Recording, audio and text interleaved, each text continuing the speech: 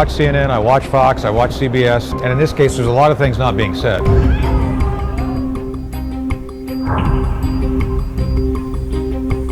It almost certainly is a recombination event that was laboratory driven.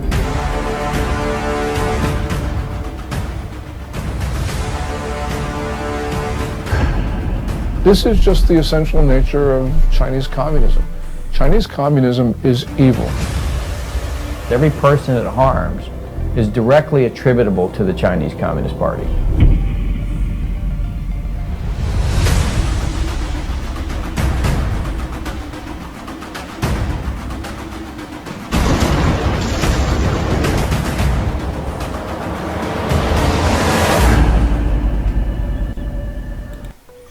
Well, this is a bioweapon for sure. What do you think?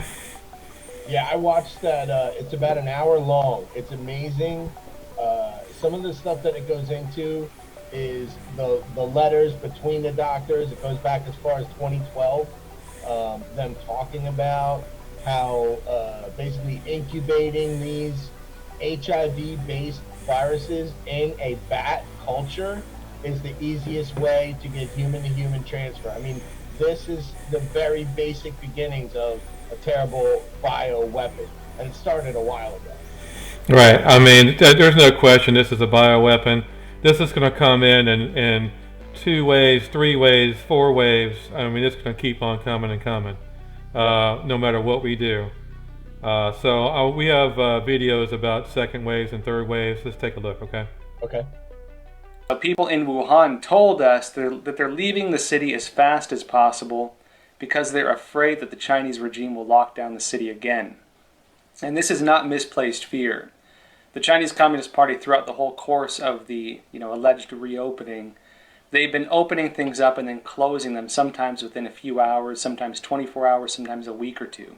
You may remember we talked about a few of these. One example would be them reopening the movie theaters and then mysteriously closing them all again without telling people why. Now, we also have a video of someone on the street laying on the ground. Looks like they may be dead. And there are people walking by this person looking very calm, like they're completely used to it. And this may be a pretty telling video of the idea that people in Wuhan, they seem used to seeing scenes like this.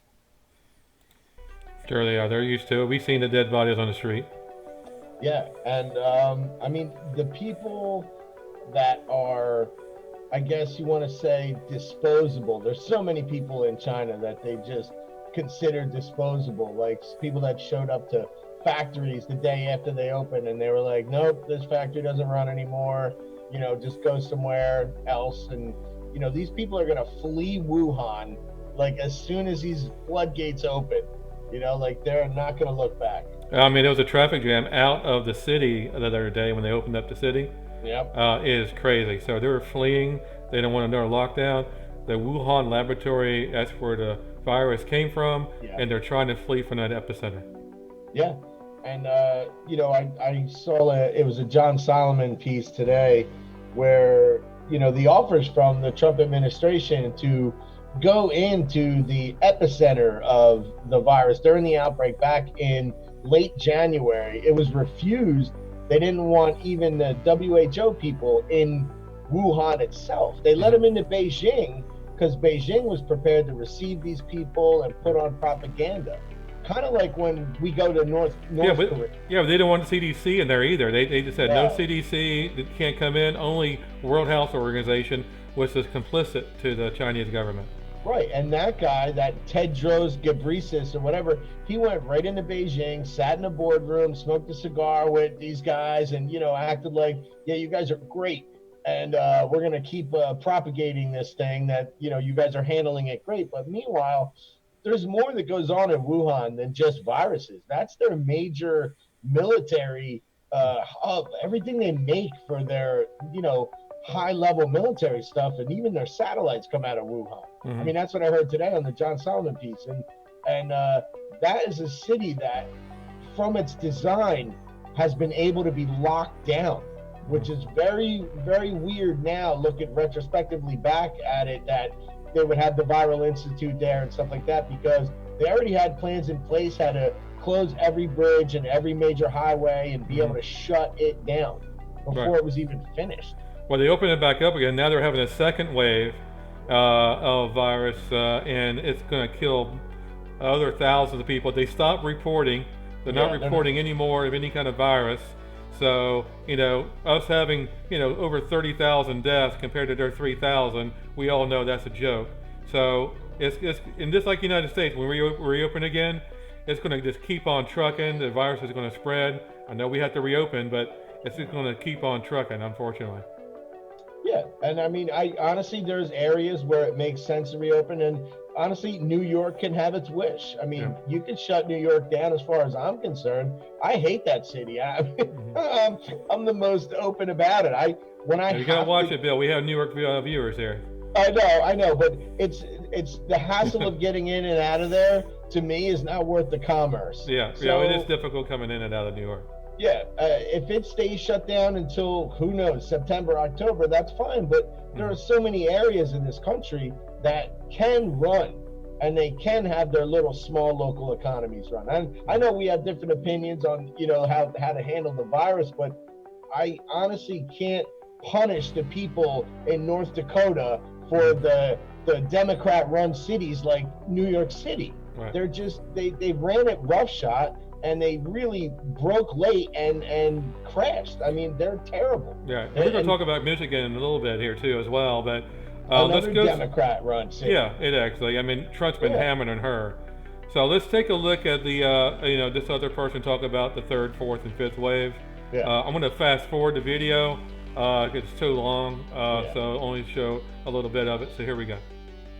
How wise is it that removing funding from have free runaway infection in other parts of the world? And when you have free runaway infection in the poorer parts of the world, it will come to harm us in second, third, fourth waves. And the virus can become endemic, meaning it stays within the community and it keeps on circulating.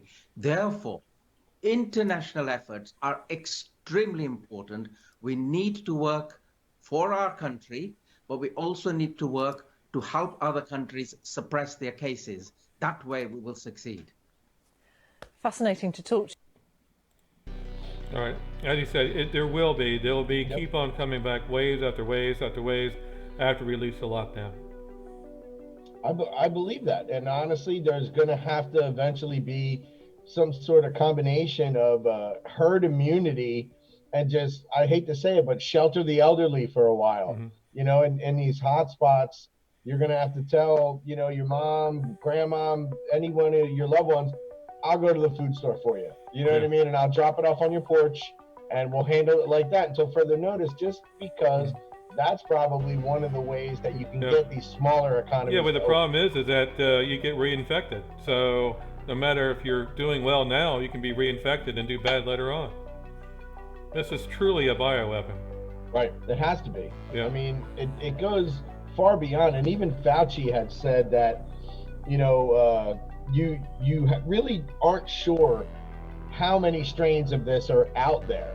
Mm-hmm. And the problem with, like, for example, the flu vaccine is there's so many strains of the flu, quote unquote, the flu, that you can get a flu shot at CVS and still end up with the strain that you didn't get. Right. In your flu shot. So this is a tough thing. This is like trying to thread a needle on horseback. It's ridiculous. It is.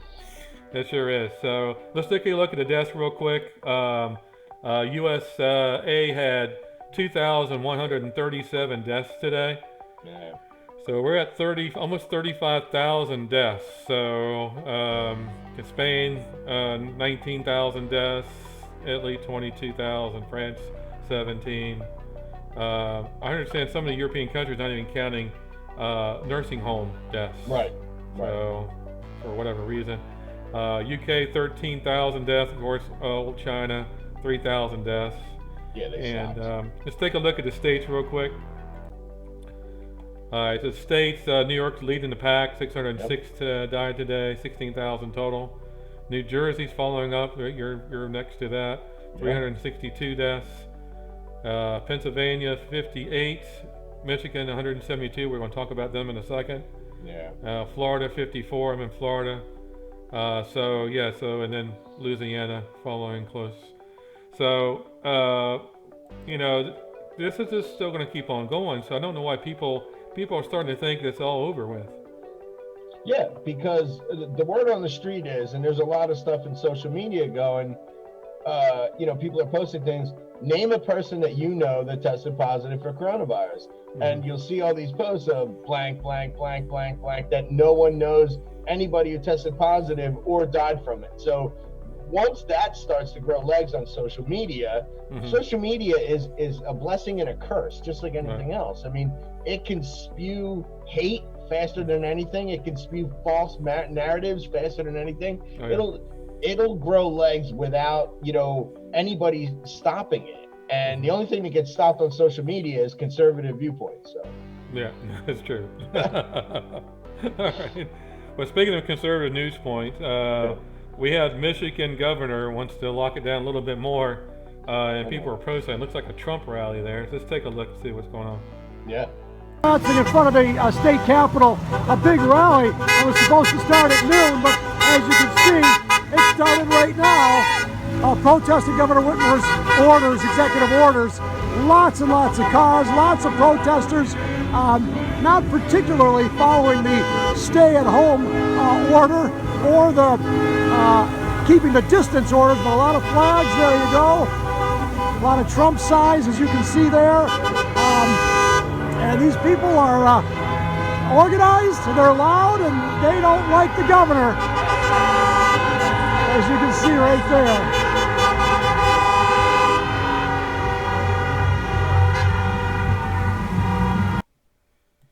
There we go. So, big Trump rally in Michigan.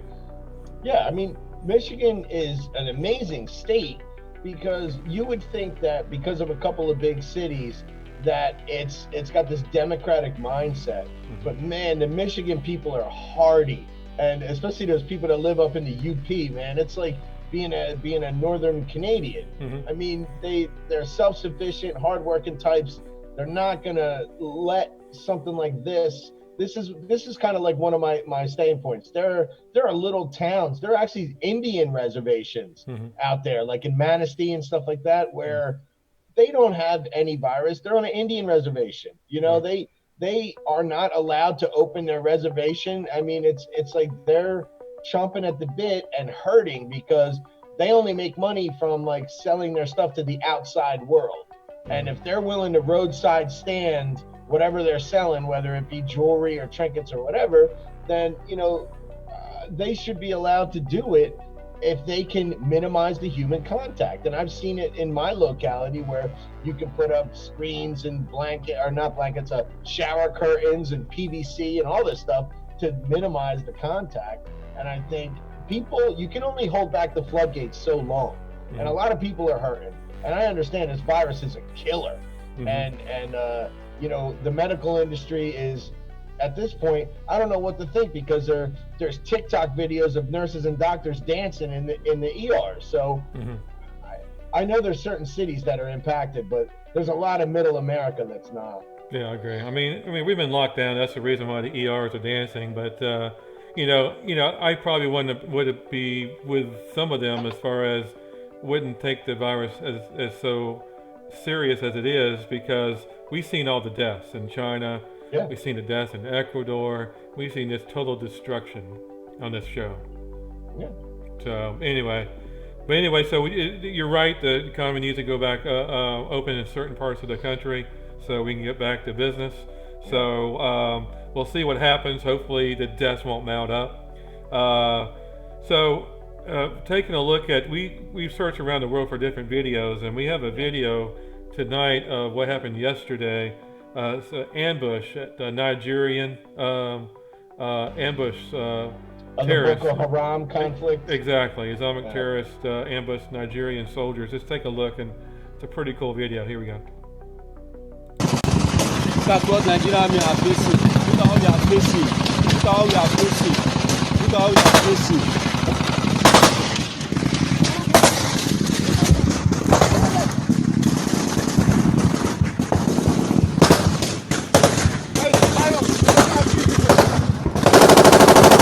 Launch RPG now.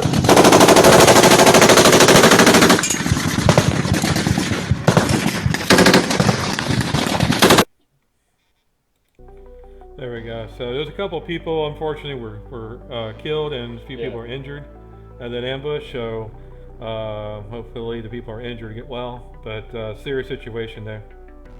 Yeah, Africa is a tough one, man. I mean, I can't imagine what it's like to be in constant state of upheaval, and there really is we have this weird sense of faith in government where, half the country gets who they want in power and the other half doesn't, but we still have faith that there won't be a total collapse and a civil war on this guy's watch, whoever it may be. Well, it's not the case in Africa, where at any given moment things break down completely and a terrorist regime takes over the hospitals and all the major roads, and now you're fighting for your life. And I mean, this is the kind of stuff that happens. Right. And we are definitely insulated from that type of lifestyle.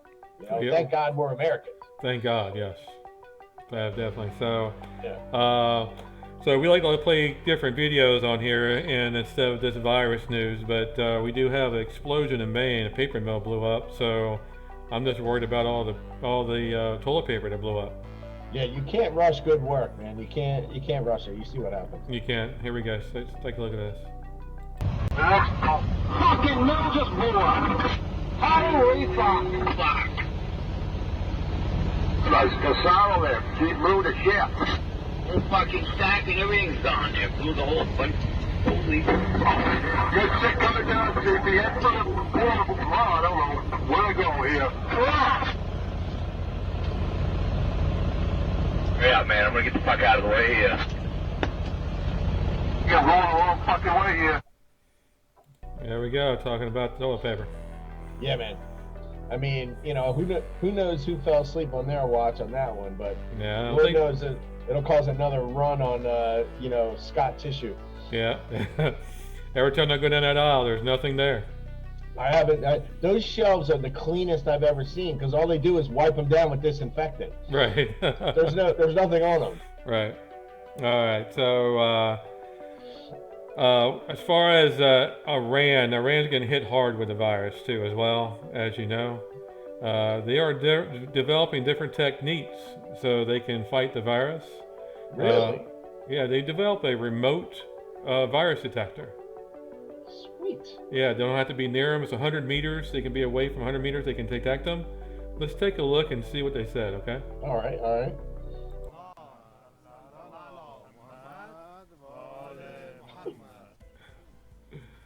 It's like a pot holder.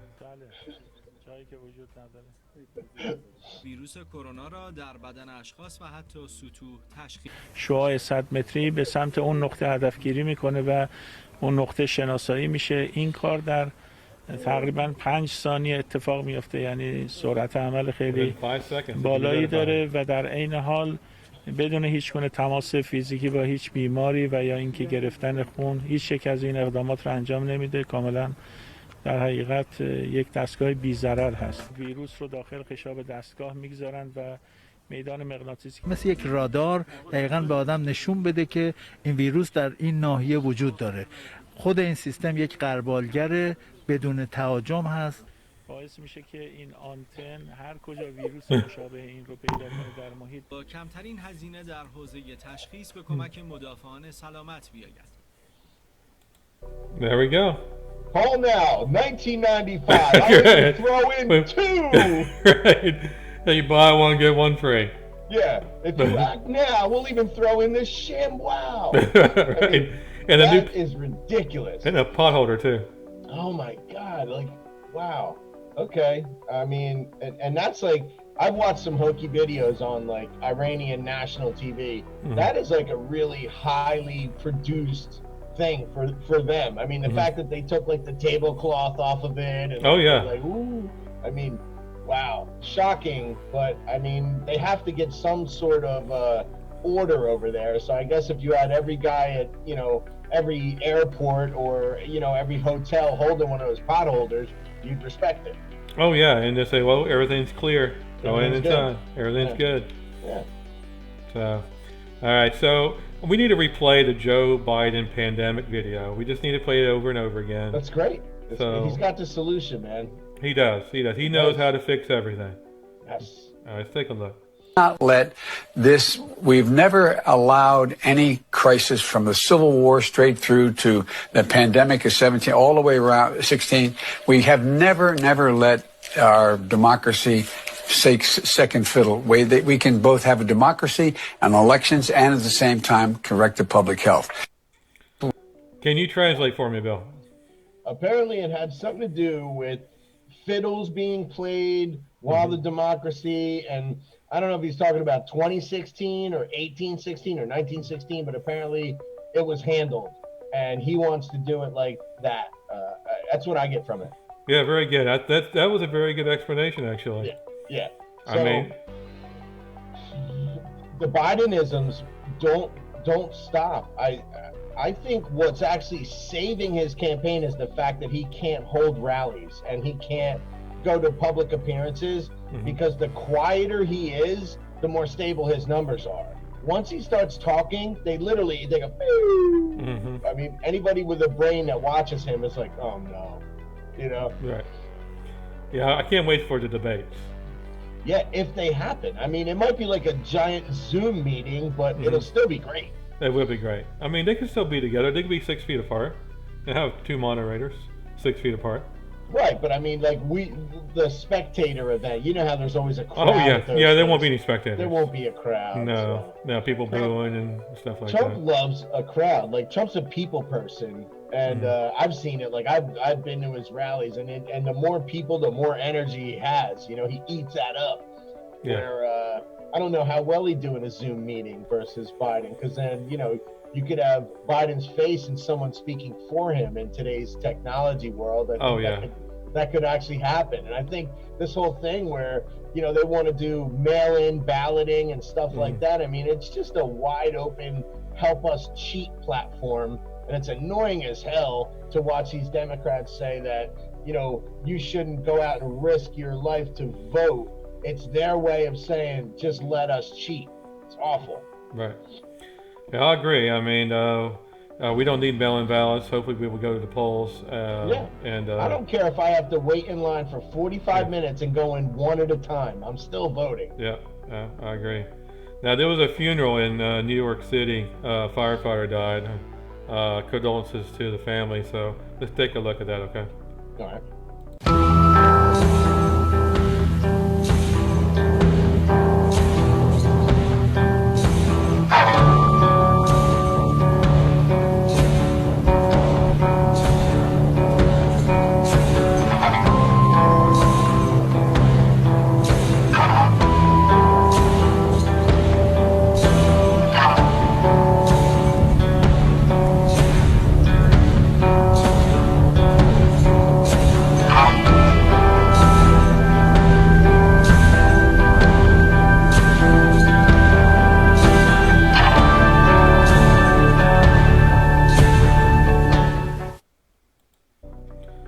So he died of the COVID-19, 41 years old. 41, wow. That's like, I mean, not saying that firefighters' lungs are always compromised, but fighting fires is not a healthy pastime or work, to say the least. And a lot of the ones that I know have complications in their lungs and have never smoked. So I can't imagine how he got it. I'm not saying that is a definite possibility, but at 41, I would hope that you could beat it. And man, that sucks to lose a guy like that. Yeah, I mean, unfortunately, they've been saying this is the old person's virus. It is not. Right. People of all ages are dying. Yeah. So, well, that's the show tonight. I want you to please subscribe and hit the bell. That will notify you of any new shows. Bill, any last words for us? No, it's not just Tuesday and Thursdays. We do emergency shows. If there's something breaking or you really need to know about it, we'll do an emergency show. That's why you got to click the bell. That's it. All right. Appreciate you watching. You have a good night. Yep. Good night.